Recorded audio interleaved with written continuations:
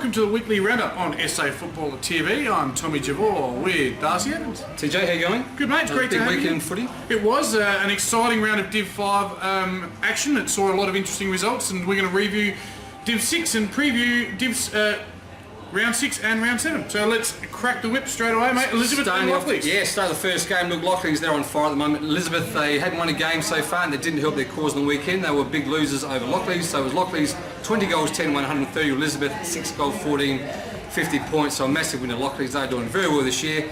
So look, so we've got Lockleys, the goal scorers. Russo with 5, Scully with 4, and we got 3 each to Nancy's and Drag. Then singles to about 4 or 5 other players. So well done, spreading around a bit for the boys. Elizabeth, Tully, all singles actually. Tully, Abbott, Ryan, Whiteshell, Cramwell, Shepherd, and Brown. So spreading around again for the 6 goals there. Best players Lockleys, Voigt, Darcy, Patton, Jones, and Martinello. And also then to the best players for Elizabeth, well done to Brown, Han, Paradiso, Tom, and Guthridge. So a big win there, Lockleys. That's keep their. They're sitting second at the moment, so unfortunately Elizabeth not had the win and struggling a little bit. They're one team that's made the jump really well from 6 to 7. Of course, went down in the grand final last year at Payneham to Smithfield, but recruited well. Wecky's got them running a tight ship out there, and yeah, it was probably what we expected to some extent, even though it was at Elizabeth. Elizabeth sitting bottom, Lockley sitting second, so no real surprises there. One that did surprise me, mate, was Hectorville and Smithfield. Smithfield just finally going a little bit tough. They're still sitting 4-2 after this loss, but it was Hectorville 11 goals, 13-79. Smithfield 3 goals, 6, sorry, just for 24. Half-time scores make some interesting reading as well. Hectorville 4-7, Smithfield just the 5 points. Even more interesting reading, the Smithfield goal kickers, just Webber with 3. He was named to their best bail, and with Norton and Lane, so some what you call regular punters conspicuous by their absence there. Normally they have these guys that bob up with goals in your Ashbys and your Lanes and these types, but they weren't there. It's a much prettier looking scorecard on the other side for the Hounds, who've really made their mark so far this year. Ben kicked 3, Roach and Sauwold kicked 2, a host of singles. Whilst Ben Mazzoni and Michaelani were the better players for Hectorville. Hectorville sitting top 5-1. Just to turn back the clock a little bit and looking good in this division. Indeed. And then we go to the next game. We've got Rosewater took on Blackfriars. So Rosewater, the boys were just in here before. The Diff, he's pretty happy about their big wins. So Rosewater 13-14-92 defeated Blackfriars 8-14-62. So looking at the Rosewater, we've got Mahoney with 4, Birch with 3, and the Diff, we've got to mention him. We've got to mention that the Sean kicked a lazy 2 with about 3 or 4 other goal scores, so well done for sharing it around. Then we've got for Blackfriars Constantinu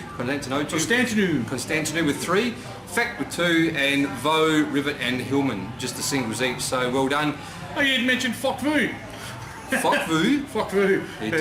This one he got in the middle there. So. Looking at the way it panned out, this one does tell a familiar story.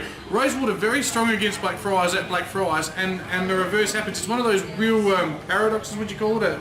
It's very strange that they win away from home when they play each other. And it happened in the first quarter, with Rosewater kicking the first 5 goals of the game, and first use being given by the big man Shah. Probably lowered the colours of Matt Brincat, who didn't play too badly himself, but that's probably where the game was won and lost, when you think, Darcy? Indeed it was. You see that. Okay, next one, another team that's just turned their fortunes around just nicely is Glenunga, with probably their biggest score in quite a few years. 25 goals, 10, 160, Pulteney 12, 476.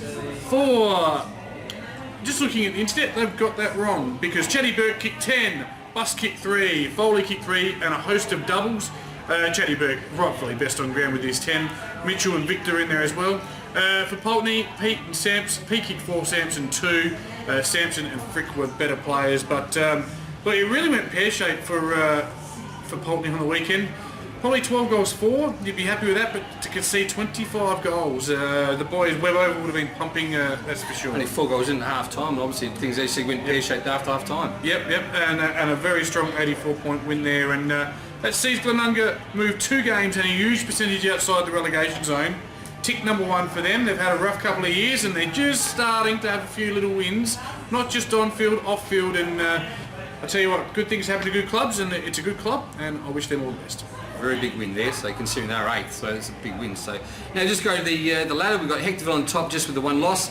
Lockleys also with the 1. There's a few on, so 1 loss is Hectorville, Lockleys, and Blackfriars make up the 3. Then we've got Rosewater and Smithfield with just the 2 losses each. Then we go out of the 5, CBC, Greenacres, Glenunga, as TJ just said.